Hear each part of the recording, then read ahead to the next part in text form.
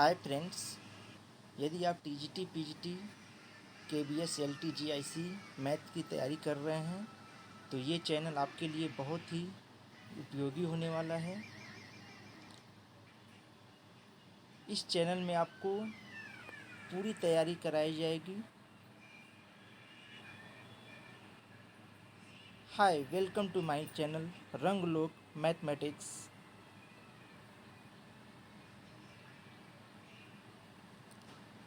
मैंने इसी साल टीजीटी 2021 की परीक्षा दी है, जिसमें मेरे जो रैंक है वो 50 से कम है। मैंने पीजीटी 2021 की भी परीक्षा क्वालिफ़ाई की है, जीआईसी प्री की भी क्वालिफ़ाई की है, नेट जेआरएफ।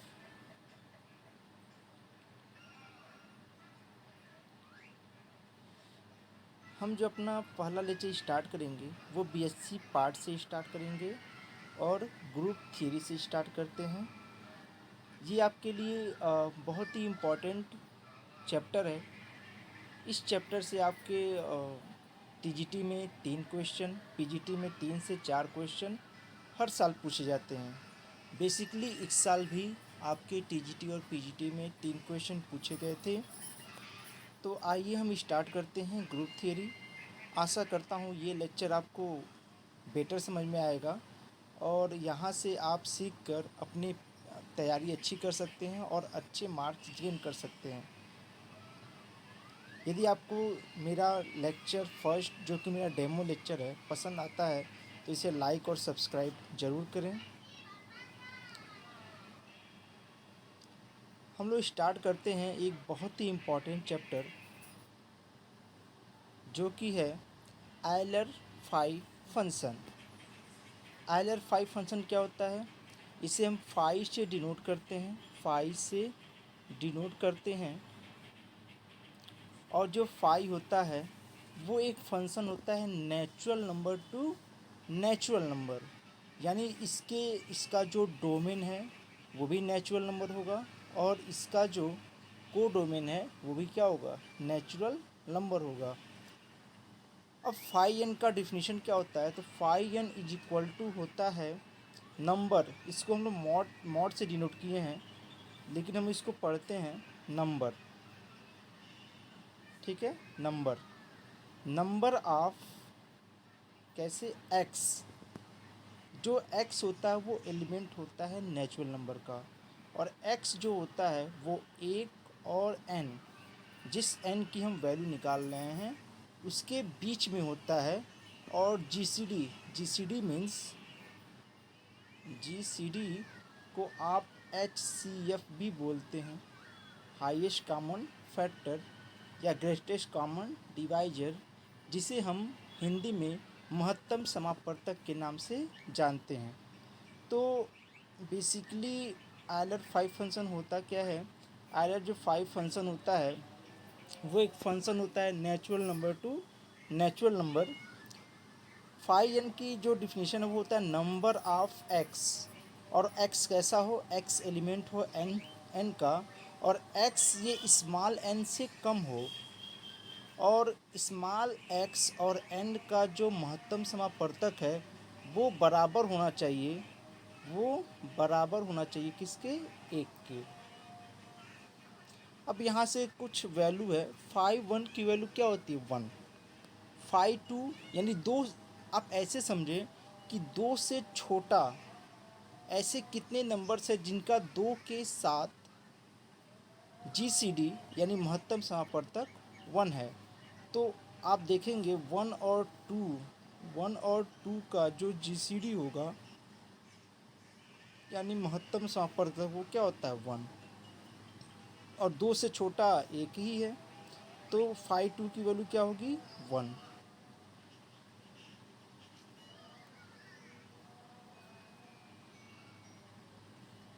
फाइव फोर की बात करें तो फोर से छोटा को प्राइम नंबर, इसको हम लोग को प्राइम नंबर ही बोल सकते हैं। तो फोर से छोटा कौन से नेचुरल नंबर हैं जिनका फोर के साथ जीसीडी क्या है? वन है?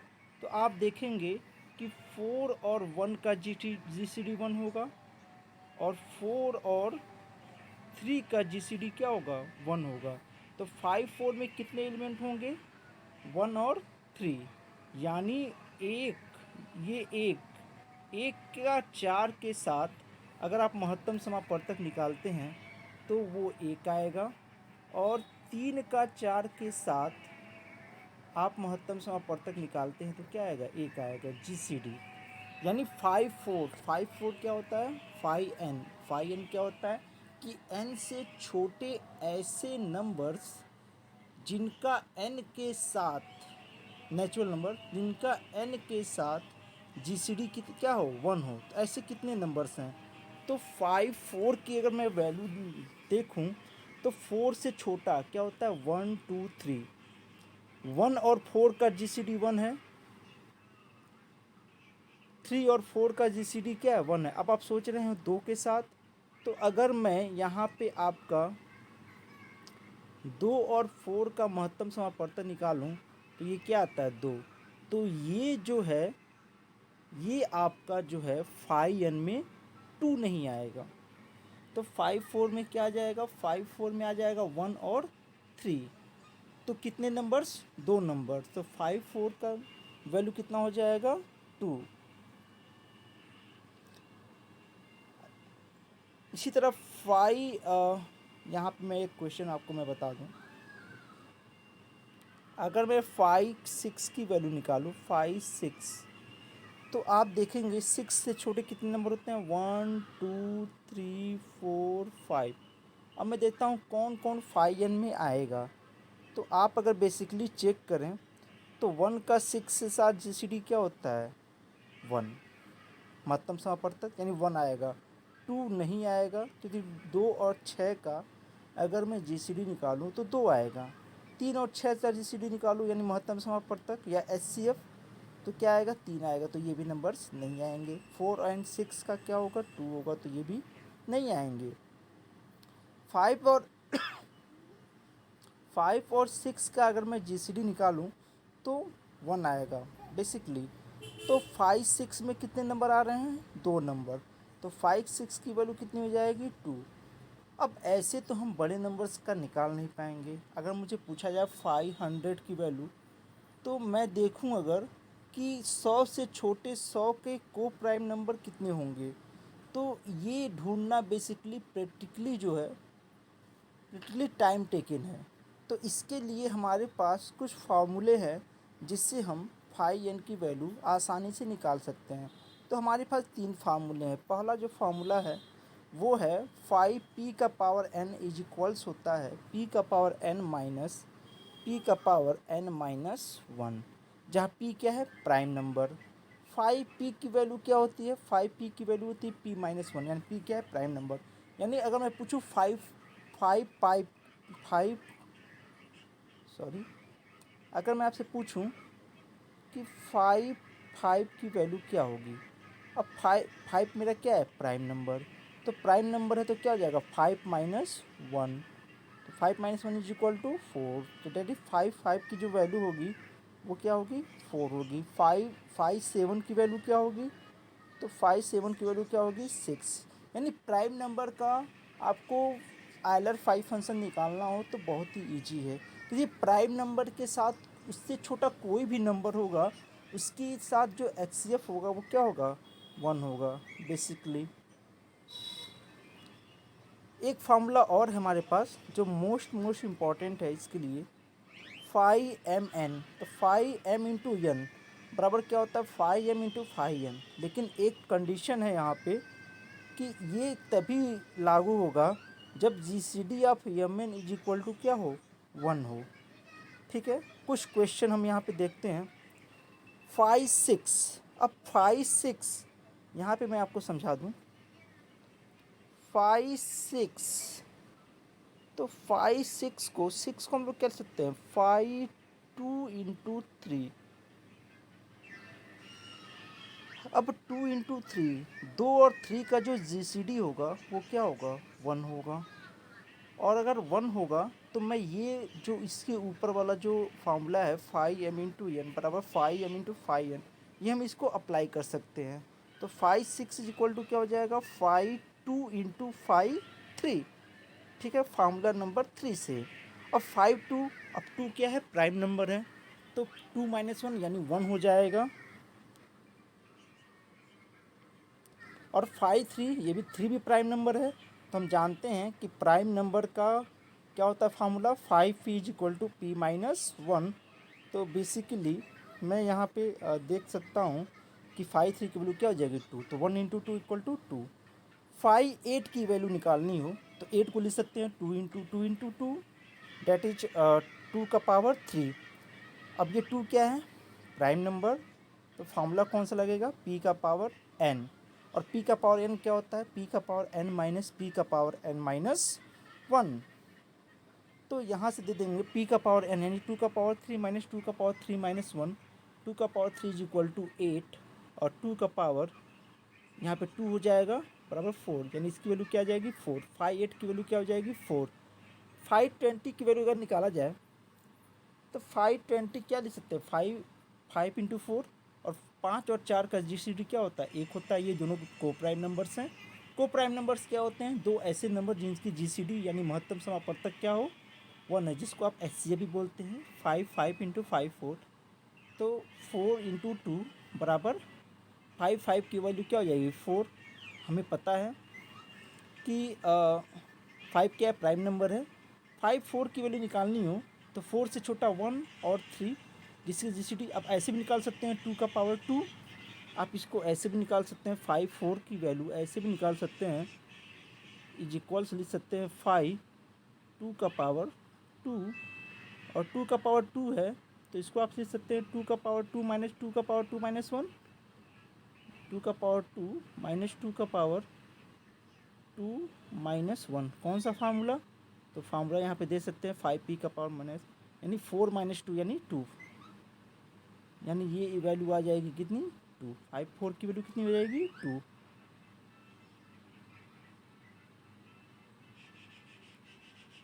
तो यहाँ से मेरा 520 की वैल्यू आ गई, 520 की जो वैल्यू आई है वो कितनी आ गई 8।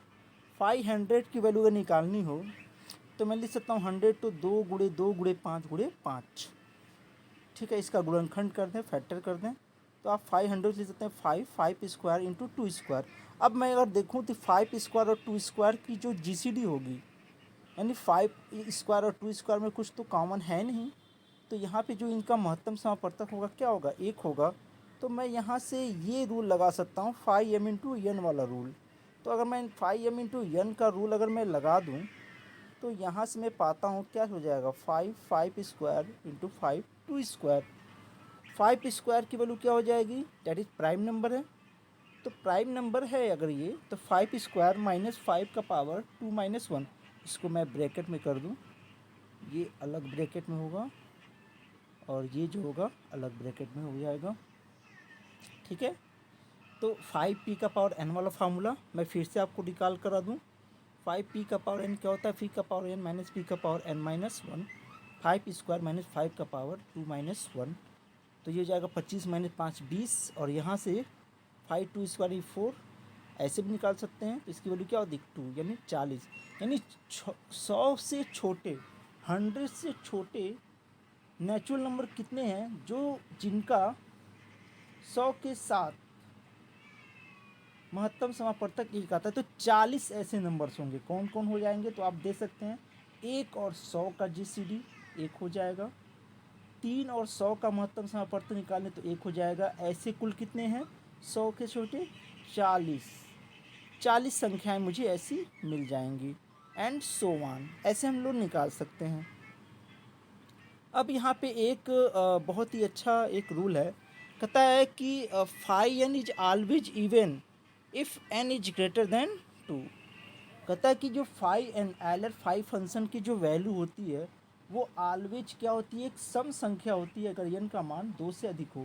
देखिए फाई 1 का मान 1 होता है, फाई 2 का मान 1 होता है, बाकी फाई 3 का मान 2 होता है, फाई 4 का मान 2 होता है, फाई 5 का मान अगर देखा जाए तो 4 होता है, 5 6 की वैल्यू अगर देखा जाए तो 2 होता है। सभी इवन नंबर आते हैं अगर n का वैल्यू 2 से अगर बड़ा है तो।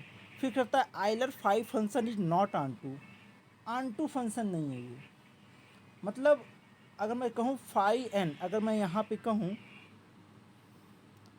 कि phi n is equal to 5। तो n का मान बताइए, कोई मान नहीं हो, n का कोई वैल्यू नहीं होगा यहाँ पे। क्यों? क्योंकि फाई n की वैल्यू या तो 1 हो सकती है या तो कोई सम संख्या हो सकती है, 5 नहीं हो सकता। तो ये जो फंक्शन है वो क्या है, नेचुरल नंबर से नेचुरल नंबर पे है।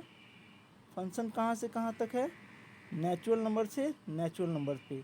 तो अगर मैं इसको बात करूँ, इसके डोमेन और को डोमेन की मैं बात करूँ, तो इसका मैं डोमेन देखता हूँ क्या है, 1 2 3 4 5 ETC।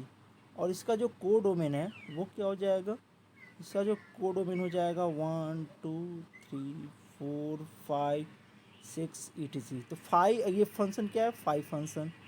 तो 1 किससे जुड़ा है, 1 से। 2 किससे जुड़ा है, 1 से। यानी 5 2 की वैल्यू क्या होती है, 5 1 की वैल्यू 1, 5 2 की वैल्यू 1, 5 4 की वैल्यू 2, 5 3 की वैल्यू 2, 5 4 की वैल्यू भी 2 होती है, 5 5 की वैल्यू 4, यानी 3 छूट गया, 5 छूट गया। तो ये जो है ऑन टू फंक्शन नहीं है, इसका भी हमें ध्यान रखना है। बेसिकली ये सब चीज़ें टीजीटी पीजीटी नहीं पूछी जाती, लेकिन छोटी छोटी बातें आपको ध्यान रखनी होती हैं। अब कह रहा है कि 5n की वैल्यू अगर 13 है तो ऐसा कोई भी n एग्जिस्ट नहीं करता है। एक और भी बहुत ही इम्पॉर्टेंट रूल है, हालांकि ये टीजीटी पीजीटी में नहीं पूछा जा सकता है, लेकिन अगर पेपर का लेवल बढ़ता है तो इट मे बी। तो यहाँ से देखिए, अगर the sum of positive integer less than n, ये मेरे नोट्स हैं, मैंने खुद क्रिएट किए हैं और मैंने कोई भी कोचिंग नहीं की। मैंने भी यूट्यूब की मदद से और अन्य जगहों से ही मैंने टीजीटी 2021 में मैंने 50 से कम रैंक हासिल की है, पीजीटी में भी क्वालिफाई था, एक्सेट्रा। मेरे पढ़ाने का तरीका आपको बेढंगा लग सकता है, लेकिन मेरे कंसेप्ट बहुत अच्छे हैं, आप इनको देखें और पढ़ें। तो यहाँ पे एक रूल है, कहता है the sum of positive integer less than n and exactly prime to n। यानी कोई नंबर्स है, जैसे नेचुरल नंबर मान लेते हैं 30, तो कहता है कि 30 से छोटे उनके जो प्राइम नंबर्स हैं उनका योग कितना होगा। तो यहाँ पे क्वेश्चन है the sum of positive integer less than n equal to 30 and exactly prime to 30। ठीक है, यानी कि 30 से छोटे जितने भी 30 के को प्राइम नंबर्स हैं उनका सम कितना होगा। अब 30 से छोटा 30 का को प्राइम नंबर्स कितना हो सकता है, 1 हो जाएगा, 3 हो जाएगा, 5 हो जाएगा, 6 हो जाएगा, 6 नहीं होगा, 7 हो जाएगा, एक्सेट्रा। तो अगर मैं, तो इसका जो फार्मूला होता है वो होता है summation i is equal to n phi n x i बराबर 1/2 n phi n। Here n बराबर 30, तो 530 की अगर मैं वैल्यू निकालूँ, 530 दैट इज दिस पार्ट, 530 की वैल्यू निकालूँ तो 530 इज इक्वल टू हो जाएगा 5 2 इंटू 3 इंटू 5। तो 2 3 का GCD 1 होता है, 3 5 का GCD 1 होता है, 2 5 का GCD 1 होता है। तो यहाँ से मैं इसको अलग अलग कर सकता हूँ बाई फार्मूला 5 2 इंटू 5 3 इंटू 5 5। तो 5 2 की वैल्यू 1 होगी, 5 3 की वैल्यू 2 होगी, 5 5 की वैल्यू 4 होगी, और इन सब का अगर मैं एडिशन करूँ तो क्या आ जाएगा 8।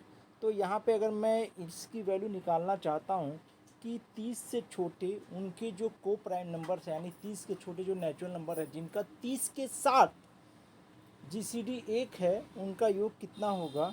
तो यहाँ पे मैं देख लूँगा फार्मूला क्या है, 1/2 n फाई n। तो यहाँ पे मैं फाई n की वैल्यू 8 पुट करूँ और n की वैल्यू 30 पुट करूँ तो मेरा आएगा 120। अब आप सोच रहे होंगे इनका ग्रुप 3 में यूज क्या होता है।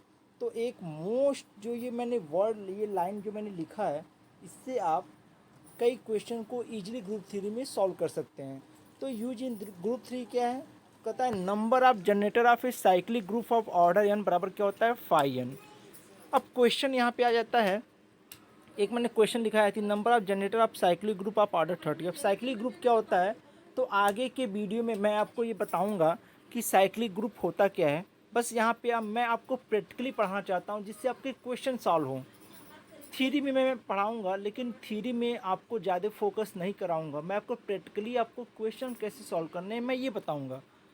और मैं इसके बाद आपको टीजीटी और पीजीटी के 2 क्वेश्चन भी सॉल्व कराऊँगा जो 2021 में ही पूछे गए हैं। तो number of generator off cyclic group of order 30 बराबर क्या हो जाएगा 530, और 530 वैल्यू हमने निकाल चुका है, क्या होता है 8 होता है।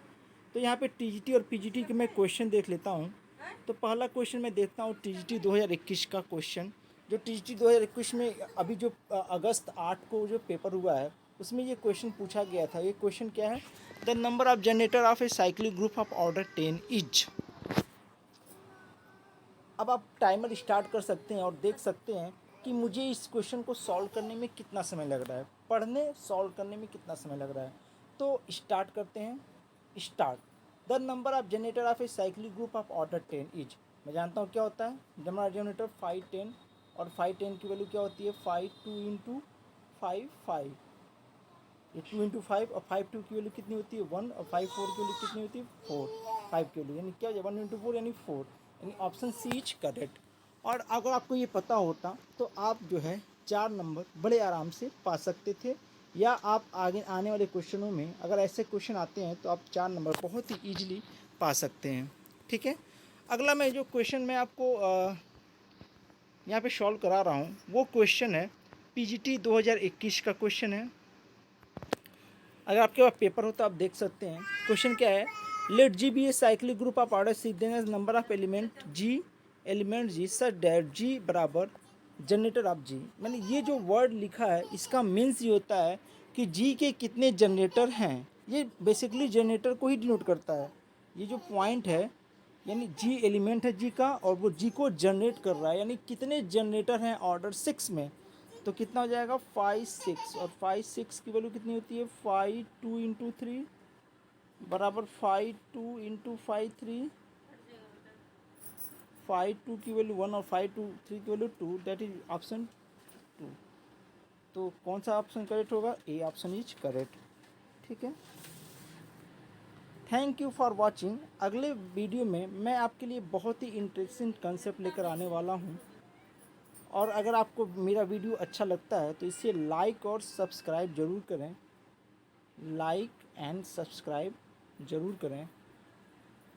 और अगर आपने लाइक और सब्सक्राइब किया तो मुझे भी मोटिवेशन मिलेगा, और मैं आपके फुल सिलेबस को कवर करता हूँ विदाउट एनी कॉस्ट।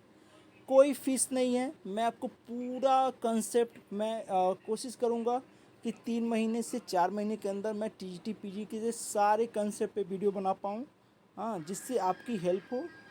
धन्यवाद।